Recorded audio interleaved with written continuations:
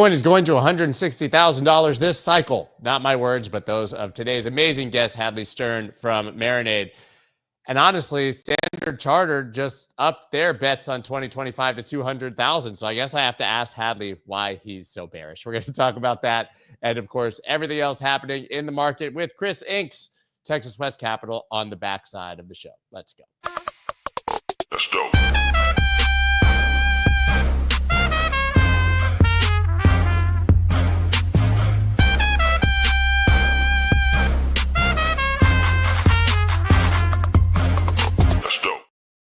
Everybody has a big price target for Bitcoin for 2025, 2026, 2030, 2037 and a half. We know how it goes. Michael Saylor, I think, now saying Bitcoin's going to $17 million a coin. I don't know. The predictions are getting bigger and bigger and bigger, but today's guest says 160,000. Hadley, how are you? 160,000, I think that's reasonable. Dare I say you're reasonable? I think so. I mean, I'm not saying 160,000 in 2030, to be clear. So I think it's fairly reasonable. That's my notional price target for the end of the year. But yeah, I guess Standard Charter is a little more bullish than me. So it's kind of funny to have someone in crypto be bearish compared to a bank. But there you go. I guess you're a bear. But listen, I mean, maybe let's just start by talking about fundamentally why, you think we're going up in general, right? So obviously 160, we know that targets are kind of an area. Maybe we go 140, maybe we go 175. I consider that right. But I want to talk about the reasons that fundamentally you still think we're in a bull market, that we haven't topped, and that we're still heading up. Yeah, I think there's still, if you observe previous Bitcoin cycles and where we are in the cycle, we still have some room to go. I don't think we have as much room to go to 200, but I think for some reason, 160 seems like a right next level for us to hit. Before then, we'll settle down in probably the 120 range. So there's still more inflows, I think, to come for ETFs. There's still a lot more bullishness around Bitcoin and people entering it. And 160 feels right for the end of this year. We were just touting this epic 15-day win streak for ETFs and inflows yesterday. So, of course, if I do a show talking about that, we have to have a day of outflows to break it. So, yeah, there you go. 342 million. I guess it's over. Pack it in, right? Yeah, I also think, and we're going to talk about Solana ETFs, I also think there's going to be some uplift from this wave of ETFs that are going to come. On the one hand, it may create some saturation in the market and spread things out too much. But I think ultimately it's going to be good for Bitcoin because you've got some of these multi-asset funds coming, like from Grayscale, that are kind of the top 5. And then you're just going to hear a lot more about crypto and digital assets with Ethereum staking ETFs, Solana staking ETFs, which we're helping build, et cetera. Yeah, let's actually talk about that. You brought up a great topic before we dive into exactly what you're doing, kind of as we get to the news here. SEC approves Grayscale's mixed crypto fund, signaling momentum for other ETF proposals. So we saw that we're getting a Solana staking ETF. Well, it's not entirely a Solana staking ETF. Yeah, it's an ETF that includes some Solana staking, I think, would be the best way for us to say it. But now Grayscale effectively taking their previous mixed crypto fund and getting it converted over to an ETF. But when I talk to Matt Hogan from Bitwise or, Matt Siegel from Van Eck, they always say the obvious, which is that blended funds, index funds, that's the way people invest in traditional markets. That's eventually how they're going to invest in crypto. They're going to want exposure in one vehicle to, the top 10 coins or top 10 metaverse coins or top 10 RWA coins. And this is the start of that. This is the first sort of example we're getting that the SEC is going to be open to this. Yeah, and when I was on my panel, I think that was last week or the week before, permissionless, with James from Bloomberg, he made the point that ETFs are born for multiple products. So I think like this time a year from now, we're going to look back romantically on this time when there are only 3 or 4 SKUs to talk about, and there's going to be a huge diversity. What that does to the market, we'll see. But I agree that for a new investor, one of these top 5 funds from Grayscale makes perfect sense. Just in one click, allocate. Yeah, I don't have the story pulled up but I read yesterday that the SEC is considering creating a very simple and transparent path to approval for effectively all of these and for altcoin ETFs. Yeah. Basically, knock out rule 1, 2, 3, and 4, and you're approved, right? Yeah. So if that happens, which I think it will, because this SEC is obviously pro, crypto and deregulating, you're just going to get approvals of hundreds of these things. Yeah, we'll have the Scott coin ETF next year. Thank God, never. You'll be able to get that in your rollover IRA, and the rest is history. Only if Scott coin is somehow a Bitcoin treasury company, buddy. Oh yeah, well that's another funny thing. The Bitcoin, the treasury company phenomenon that's also happening in Solana with Sol Strategies and DFDV, really interesting. And then the kind of wrapping of some of these equity companies into tokenized stocks. So you start with Solana, you wrap it in an equity company, and then you wrap that in a tokenized equity on Kraken. And I'm not quite sure what you're buying, but it's interesting. Yeah, what's going to be interesting is when you're offered tokenized stocks by every exchange, and then the ones that are public are going to have their tokenized stocks trading on competitive exchanges. Yeah, like you get Robinhood, somebody wraps it up, securitize whoever they work with, and then you buy on Coinbase. Right? You have to think the regulators. You have to think the regulators are going to get involved. I mean, I don't know, how do things like voting rights transfer to tokenized shares? Do they? I have no idea. So you have to imagine that there could be a scenario there where voting rights go to the exchange or the platform that tokenized the stock and sold it to you, and that could get really ugly. Yeah. So I guess I can't show up to the Home Depot meeting with my Trezor wallet and say, I've got 5 votes. You might get invited to the Trump meme coin dinner, though, if you Listen, so you and I actually, you mentioned your panel at Permissionless with James Seyffert, which was great. Yeah. So I was sitting there, I interviewed Eric Adams, I got off stage, and that's when I literally met you. So here we are, a week or two later, which is awesome. I've had James on the show countless times. You're doing a lot of interesting things. So it's Marinade, obviously, is building on Solana, and it's DeFi on Solana. Maybe not the exact place you would have thought you'd be in 10 years if you looked back, in 2015. You were a TradFi guy through and through, right? Yeah, I was part of the very early team at Fidelity. So started my journey in 2014. It was such a weird and fun time at Fidelity. Privately held company with a CEO and a president, Abby Johnson, who had a lot of vision about Bitcoin. And to her credit, brought a lot of people into the space. I was part of an early team there, along with Matt Walsh, who's now at Castle Island, and Nick Carter and others. And our mandate was really to explore the impact of Bitcoin on financial services. That this was before ETH, this was before Solana, this was before anything else. And so we did a number of fun experiments, enabled Bitcoin payments in the Fidelity cafeteria, because before Bitcoin became the darling of digital gold, it was thought to be a payment mechanism. Remember that? Remember peer-to-peer cash? Like you read the white paper and it doesn't seem like it was meant for a Bitcoin treasury companies and BlackRock. But no, I don't think Satoshi was wearing his TradFi Patagonia vest with a little Bitcoin logo on it. By the way, that's James Seyffert. We had the joke, but it's ironic that you did the interview with him, because he would always show up on my show in his vest. And we would put the meme, me and Balchunas would put the meme of the TradFi guy in the vest up, and it was him. I should have shown up with a vest, damn it. You should have, or bullied him into it. Yeah. But yeah, so we did. And then one of the interesting early experiments we did that's public is Fidelity has a huge donor advised fund business. And we had some large Bitcoin holders ask if they could donate Bitcoin to their donor advised fund. So we actually enabled that, I think, back in 2016 in a partnership with Coinbase. And that's led to hundreds of millions of dollars of donations of Bitcoin, which led to Fidelity Digital Asset Services. But yeah, I started my career there. Popped out after Fidelity to the DeFi world, where I was at Block, popped back into TradFi at Bank of New York Mellon, where I helped build the digital asset custody business that kind of got killed by SAB 121. Yeah. Didn't want to stick around for that, and decided for my next, I really wanted to dive back into DeFi, and kind of met the Marinade team, kind of like we met serendipitously, fell in love with the challenge. And really the challenge is to bring the best Solana staking solution to institutions. So Marinade Finance has been around for 4+ years, was the first liquid staking token with MSOL, has grown to about 2 billion US TVL, so around 11 million Solana. And about 18 months ago, made the pivot to institutions. Got our SOC 2, have a regulatory framework, are now integrated with Zodia, Copper, and BitGo. What's unique about us, and you talk about centralization in the ETFs, is we actually don't run any validators ourselves. So Marinade is not a validator provider. Rather, we connect validators to stakers through a variety of different mechanisms.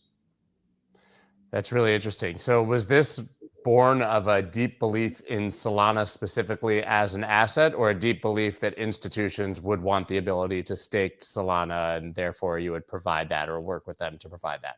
I guess the beginning, when the company started 4 years ago, Solana is only 5 years old. So it was very early in the evolution of Solana. So the notion of institutional investors were not there. It was really born out of helping ensure that Solana stayed decentralized. So when you spin up a network, an L1, your first challenge is how to get validators. And if you're a validator, you need to get stake. Well, how do you get stake in order to scale up your validator? The Solana Foundation does do a program where it provides matching stake to help validators spin up. But in our case, we are a place where any validator can come through a command line interface and bid to receive stake. So that helps with decentralization. So the first mission of the company was to help with decentralization while giving the end investor the highest possible reward they could get. That has now evolved into supporting institutional investors to get the same thing, but we're also very concerned with centralization. If you look at the Bitcoin ETFs, 6% of Bitcoin is tied up in ETFs, and ostensibly, maybe 5.3% is tied up with one custodian. Coinbase. If that happens with a proof of stake network where there's only institutional grade validators who can provide services, that can become an existential issue for the blockchain. So that's what we're laser focused on. That's really interesting that you were at Bank of New York Mellon working on crypto custody and were killed by SAB 121. But ironically, the existence of SAB 21 is what allowed Coinbase effectively to end up as the custodian for every ETF, because SAB 121 said banks couldn't do it. And now the banks are chomping at the bit to get back in it, and Coinbase got this massive lead. And you can't undercount how massive a lead it is. When you stand up a custodian operation, even if you're Bank of New York Mellon, no one is going to stake a significant amount of assets with you for day one of your operation. They're going to need to see 12 to 18 to 24 months of evidence. And, it just takes time. So kudos to Coinbase. I mean, depends on your point of view, kudos or it's a shame, but they definitely have a lot of legs up in this cycle.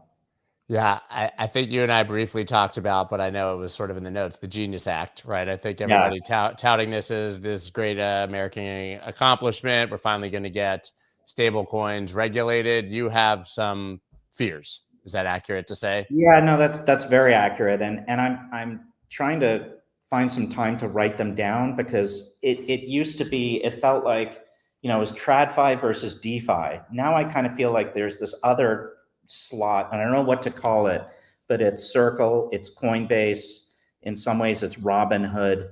It's these ostensibly DeFi companies that are behaving like TradFi companies. And I think that's reflected in the Genius Act. It's reflected in Coinbase's announcement that, you can, Shopify accepts USDC. Oh, by the way, only on Base. So that you're seeing these what you would think are crypto companies behaving like TradFi companies and building up monopolies and moats. Maybe I'm a naive guy, probably, to think that this wouldn't happen. I mean, it's what happens with pretty much every technology. It's just maybe a little surprising, especially in the example of Coinbase, where they try to speak this very crypto native language, but there's example after example of these moats coming up.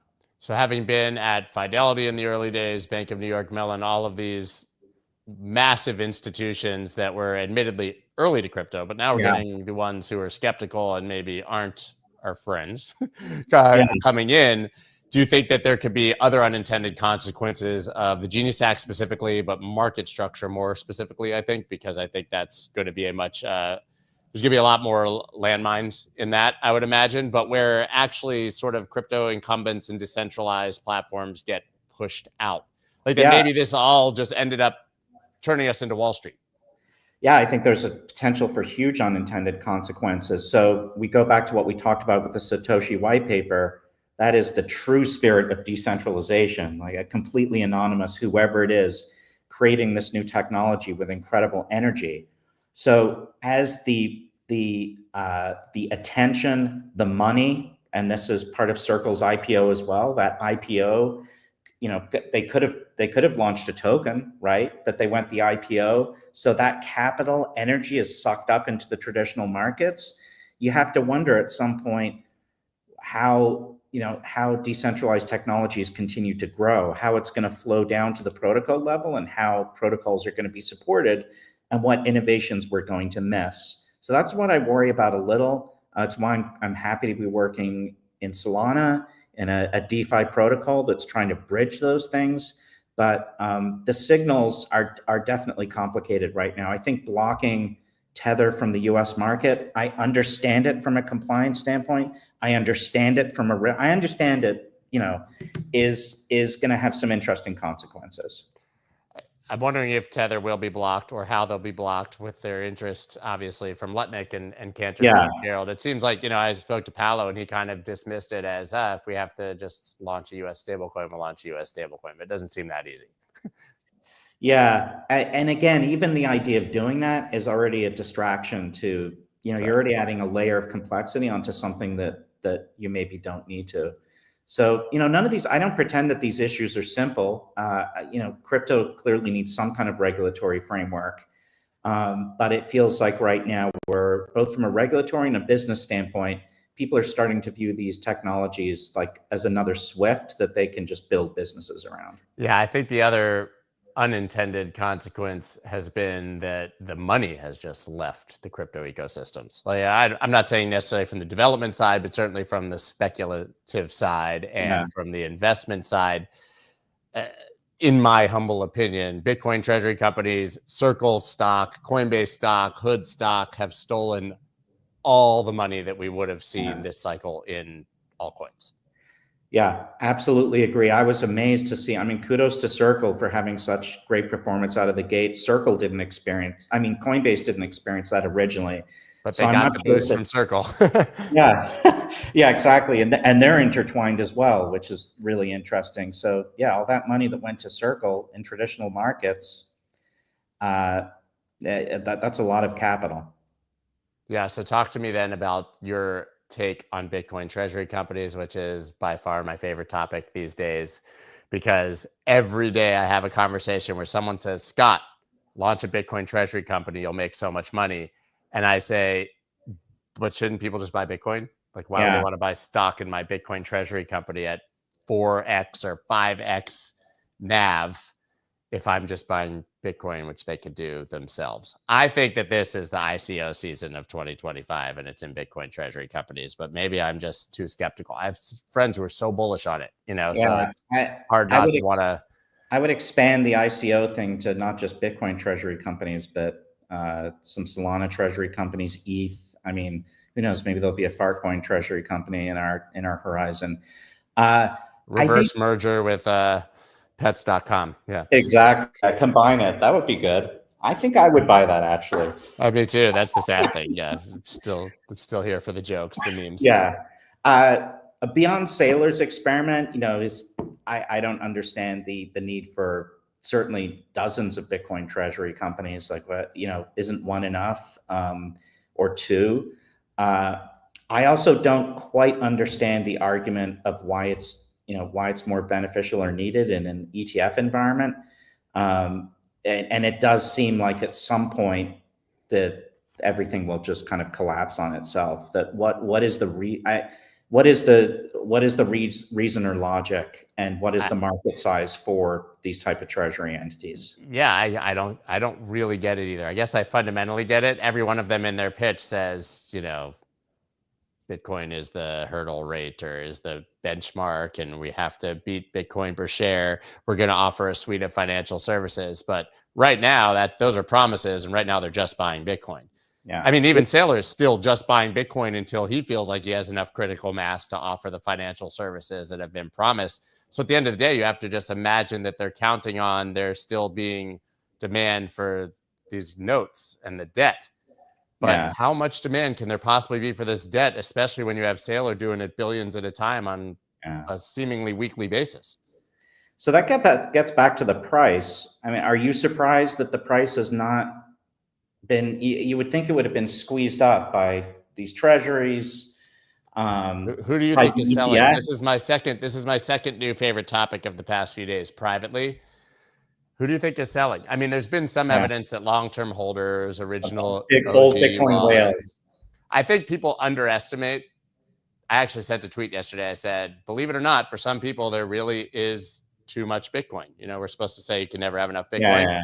But like if you've bought Bitcoin at $5 and you've got tens of thousands of them, there's too much Bitcoin. You're literally going to just sell it and go do other things with your life. Yeah, move on. And I think that, that has to be what's happening, or there's some mechanism behind the hood with options trading or something that we haven't yet seen where, that maybe all of this demand, not the treasury company demand, but ETF demand can be tied to shorts of the futures or something. And it's just a carry trade. But that doesn't explain Bitcoin treasury companies buying billions of dollars a week. Yeah, my thought would have been it would have been squeezed a lot earlier than it has, and I don't know how much of it is the psychological part of the price, like the 100,000 thing. Maybe that causes people who were those $5 to finally exit. Yeah, dude, I never thought this thing would get to 100 grand. I'm going to buy a yacht. Like, I get it. I remember when I first got into this space, I think it was at 200 to 300. We were like 1,000. Will it get to 1,000? Whoa! The original 10,000. All the 2010 guys. 10,000 seemed insane. 2010 guys, all the ones I talked to, like, kind of cover their head and admit that they sold at 1,000. Yeah, because and this is where the absurdity of being human comes into it. It's just a random number that we anchor ourselves to, like 100,000. So what? But that's why I think the 160 mark. I don't think we're psychologically ready for the 200 yet. To me, the next big number is the million number. To me, the million number is what 1,000 was when it was 200. It is. It seems so Literally far off. But like, yeah. I wonder what the world has to look like for Bitcoin to squeeze up to 1 million in any shorter time frame. I'm not talking about next year, but even by like 2030, if you're at $1 million, where's the dollar? Yeah, where's the euro? I don't even want to think about that kind of world. Although what Bitcoiners would say is, well, there's only 21 million, and there's only, with lost Bitcoin, there's only really 17 or 18 million. And so how many people want to have one Bitcoin? 17 million people. So let's talk about Solana staking institutionally. So you're the perfect person to ask about the Rex Osprey, the Solana staking ETF I kind of flippantly mentioned before. A lot of people think that that's literally just a Solana ETF getting approved and that you can stake the Solana. It's just a part of a broader ETF, but still, did Marinade participate in that? How does that change business for you? How many people are looking at these? Like, are you lobbying regulators? What do you have to do to, make the products you're trying to offer exist? So the other nuance with Rex shares, and kudos to them, is they didn't go through the 19B process. So it's, and I don't know, I'm curious what James would say about this. I wish I could, maybe Let's get him on the line. Yeah, it's like an ETF, but not an ETF. It doesn't have the same regulatory scrutiny from the SEC. It doesn't go through the same security and compliance. So, for all intents and purposes, the Solana staking ETF has not been approved yet as we think about it. In terms of how we're involved in conversations with all of the big providers. We did publicly launch, and we're the first application for the Canary Marinade Solana ETF. So that's through Canary. They're going to use our select validator program. And what that is we've taken 30 of the best Solana validators from a performance standpoint and wrap them into one tool. So when a person buys a Canary ETF, that Solana will then get staked to 30 of the highest performing validators in the Solana ecosystem. One of the other unique things we do is we do something called protected stake rewards, which means if one of those validators ever goes down, they provide some Solana to top up. So we ostensibly have 100% uptime. So that's what we're launching with Canary, and we're in conversations with many of the other providers as well. I'm heading down to DC after I come back from Prague a couple of weeks from now. Let's just say it's a very hot time in the ETF cycle, particularly when it comes to staking ETFs, and we expect to see some movement soon, which is very exciting. Have you ever thought of ways to mix the names Canary and Marinade? So it could be Marinare. Well, you'd be Marinari, I guess. I was gonna say you get to Marinara as a company. Marinari. We have not, but it sounds like we should definitely invite you to our next meeting. I mean, I'm full of ideas. You're full of good ideas, I'd say. People want me to, like I said, people want me to start a Bitcoin treasury company, but maybe I should just name them. Yeah. Well, what would you name it? Would it be a Wolf of All Street's treasury? No, I don't know, man. I can't do it. Like, so listen, I've actually, like, I'm more than happy, and I will be, and have taken on like small advisor roles I'll talk about, but like to participate in getting balance sheet companies to add Bitcoin to their balance sheets, like simply like, oh, you've got 10 million bucks on your balance sheet, buy $1 million worth of Bitcoin. Yeah. Cool. I'm not telling them to like engineer. So that's the thing. I think we're having that problem again where we have one catch-all term for something that's not all the same. I think now we have to have balance sheet companies and treasury companies. Treasury companies is financial engineering your stock and debt to buy Bitcoin. A balance sheet is just like you and me who are like, yeah, I want to own some Bitcoin instead of cash. That's cool. That's a totally different premise and scalable, and love that premise. And own some Bitcoin, own some Solana, mix up your treasury. But yeah, you're absolutely right. It's completely different from these vehicles. I mean, I also wonder, so if you have someone come to you and say, I want to get access to Bitcoin, you'll just say, buy Bitcoin. But then they say, well, I only have money in my rollover IRA. Then you say, what? Buy the ETF, right? Buy Bitwise. Yeah, that's been my answer to everyone. I literally was having this conversation at like 4:45 in the morning with some of my friends via text, because we're early risers, and he was one of the ones saying, hey, you should just do the treasury company. Like, why not? And I said, because I just tell people to buy Bitcoin. My literal response, I mean, you can see it in my text. I said that exact thing this morning. And then same with Solana. So the great thing about Solana, proof of stake network, inflation rate right now in terms of rewards is around 8%. So this is why it's existential that staking be included in the ETFs. With Ethereum, you kind of get away with, okay, I'll leave 2 or 3% on the table, but at least I can hold ETF. But people cannot and should not leave something like 8% that they can get with Marinade on the table. So that's why we're working really hard to bring these staking products to the market. Yeah, really cool. When do we get blended treasury companies? If people love indexes, isn't that actually a really strong idea? Like, why don't you, Hadley, start a Bitcoin Solana treasury company? Hadley froze for me. I don't know if he's frozen for you guys. I think we lost Hadley. No. Can you guys see Hadley? I can't see Hadley. He's frozen. Bring him off, and if he unfreezes, we will go ahead. Maybe it's me that's frozen. I don't know. Am I frozen? Am I frozen? I'm not frozen. Hadley's frozen. Hadley's still frozen. Yeah, we lost him. Too bad. That sucks. I wanted to finish up that conversation with him. Interesting that obviously he's doing all of this building on Solana. And we have this amazing sponsor here, which is Aptos, which you guys know about. And my good friend Avery actually was also at Permissionless, the CEO of Aptos. He went on right after James and Hadley at Permissionless. It was me and Eric Adams, then someone else, stablecoin something or other, then Hadley and James, then Avery and the guy from Jump Crypto. Obviously, they were announcing Shelby, which we've talked about, decentralized storage. But on the Aptos, congrats to Avery. Honored to join the CFTC Digital Asset Market Subcommittee alongside leaders from BlackRock, Goldman Sachs, Citadel, and more. Not bad company to be in, but now Aptos officially represented by Avery Ching on the CFTC Digital Asset Market Subcommittee. Really huge to me that we're seeing not only him specifically, but representatives of our industry actually impacting how policy is made and what we will see in the future from all of these companies. I think it's huge for our industry. And of course, also that they have real world assets, real adoption, real world Aptos, 540 million in RWA already live on Aptos. BlackRock packed consortium on finance and beyond. They're absolutely killing it, as you guys know. Let's check that out. Hadley, are you back? Yeah, I'm sorry. I needed to wrap a bunch of Bitcoin and Solana and Ethereum treasury companies and tokenize them on Kraken to make them available to retail investors. So I and it too much bandwidth. Yeah, you were frozen in a great pose. And the thing is, I don't know, like if you freeze, I'm like, shit, am I frozen? And I'm talking to I have no idea. So yeah. I know it's time to go, but I did when I saw you pop back on. I wanted to bring you back on so we could at least say goodbye. Yeah, I apologize for the last minute hiccup. Awesome to talk to you today, and thanks for the energy and conversation.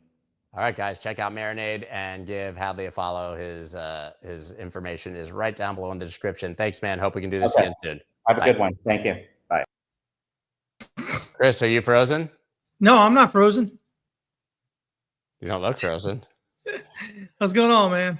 How are you, man? So what's going on? We got a couple charts here today. We got Bitcoin. Let's take a look. I haven't honestly, man. It's summer or something's going on. I don't even wake up and check prices anymore.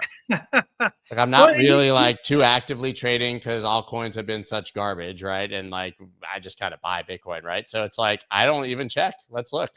Yeah, Bitcoin, I think 107.5. That's good. That's good. Yeah, things are really, I think, starting to look really, really interesting finally now. Alts have been going down, seems like forever.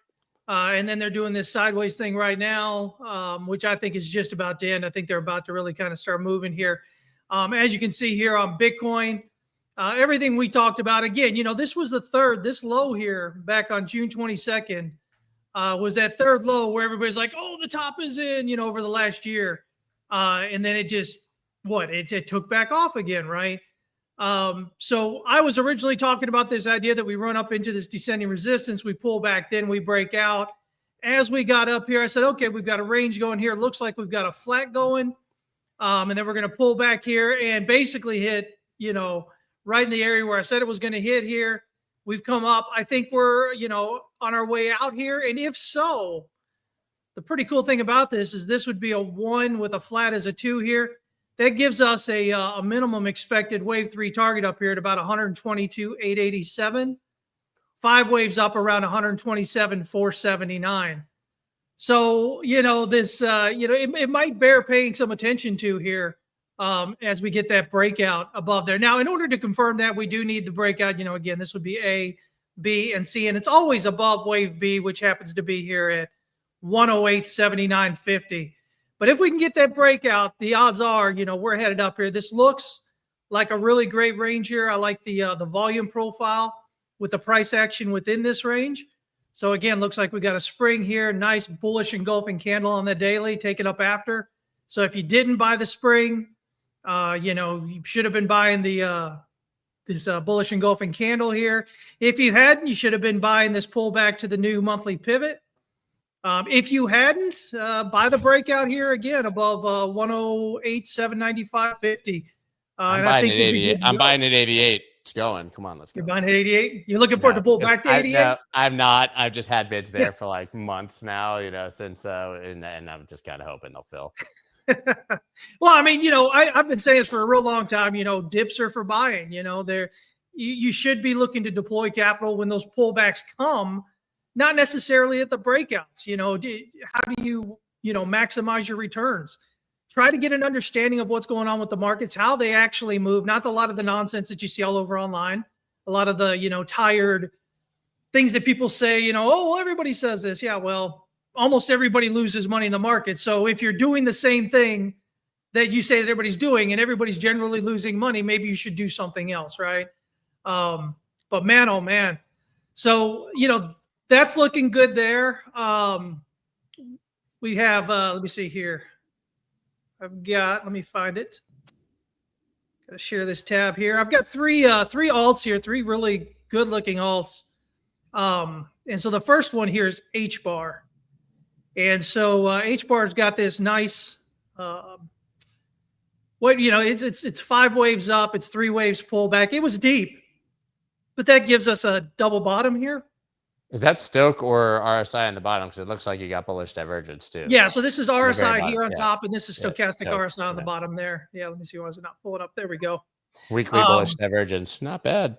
Yeah, this setup looks absolutely amazing. Like I said, it's pretty clear 5 waves up. Looks like a pretty clear 3 down. We need a breakout above 0.18401, and that should confirm this. This gives us 3 waves up at 34 cents, and then 5 waves up here, minimum expected at 42 cents. But again, based on the height of this pullback, we should be going, quite a bit higher than this high up here, generally speaking. So we get kind of our 5 waves up here. We'll probably get a 3-wave pullback down here toward the pivot. So a classic thing, if you aren't into Elliott waves and whatnot, something I teach just about everybody, throw your traditional pivots on here. If you can get a rally up from like right here, it's above the S1 pivot.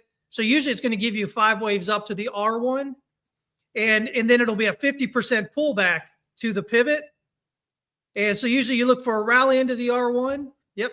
See right there, rally into the R1, a pullback to the pivot, and then you look for it to take off again. So a lot of opportunity here with HBAR.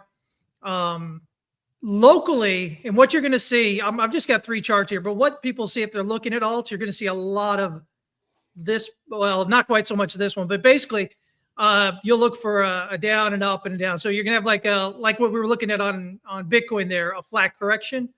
This one, wave 2, may be complete here instead of a flat correction.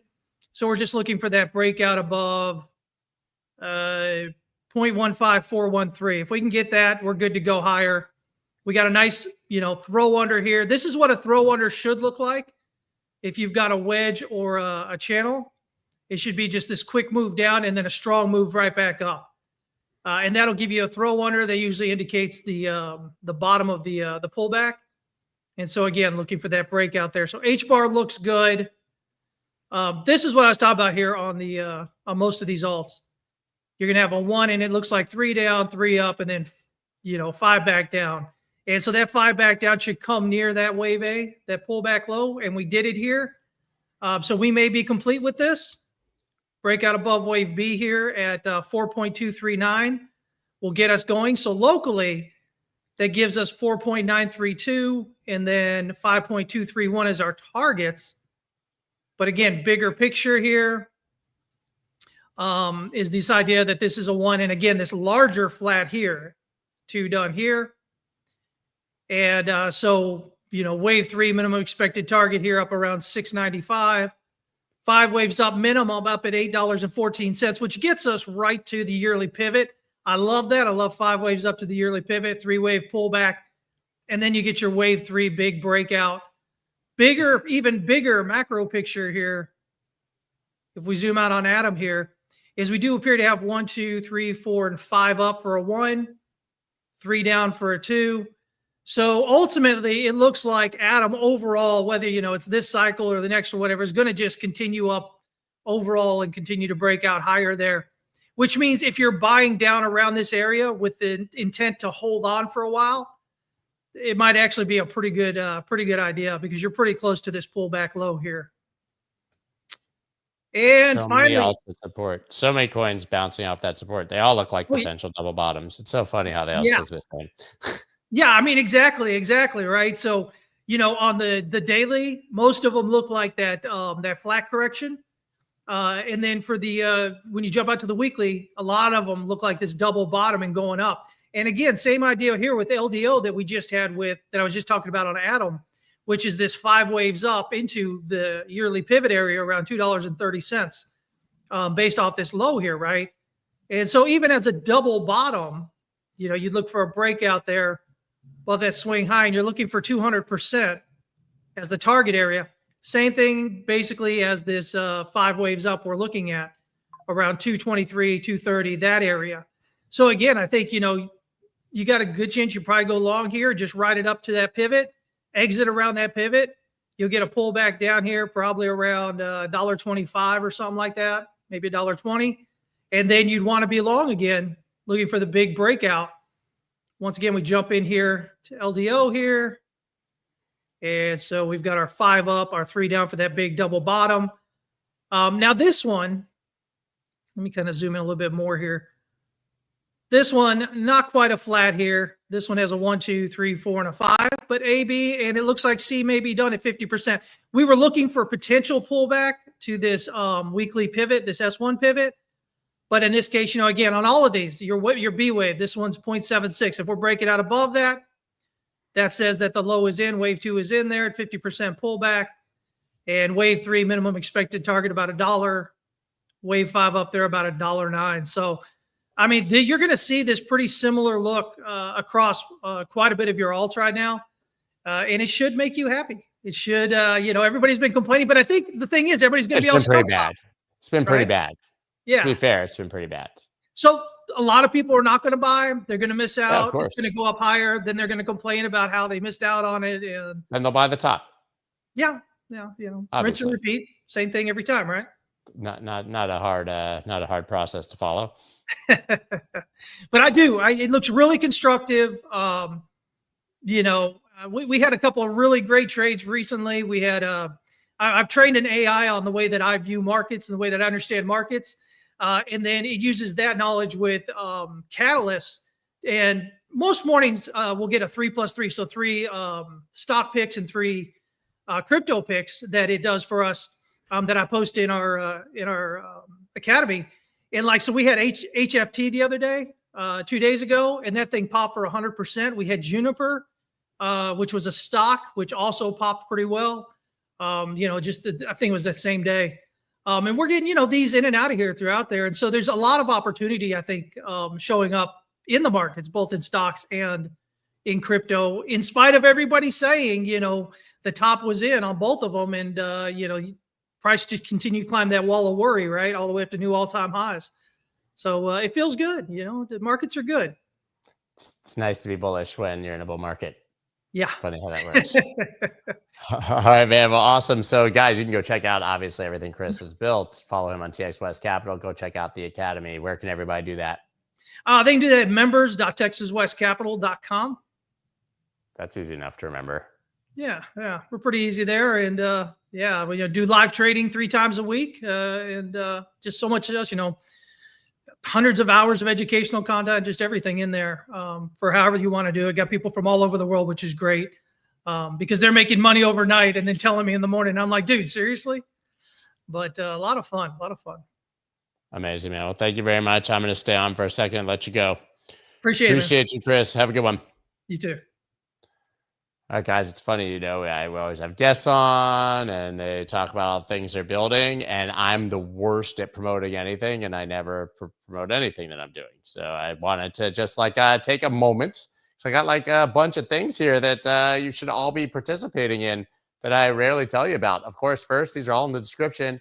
I have a daily newsletter. Do you guys know that I have a daily newsletter? Free. I have written 1,130 newsletters already that I wake up at the butt-ass crack of dawn to write and present to you guys. There's the Arch Public guys. You know them right there. Today, we talked about abolishing 20, trading hours and the bell that closes and going to 247, 365 trading every day, every hour. I give my market analysis. I share my charts. I tell you what's going on literally in all markets, some educational content, a whole lot of news, whatever. If you guys are not subscribed, maybe join my newsletter. And something I've pretty much never told you guys about is that I have another newsletter that actually has, in 5 or 6 weeks, already way more subscribers than this newsletter, which is weekly. It's the Crypto Advisor.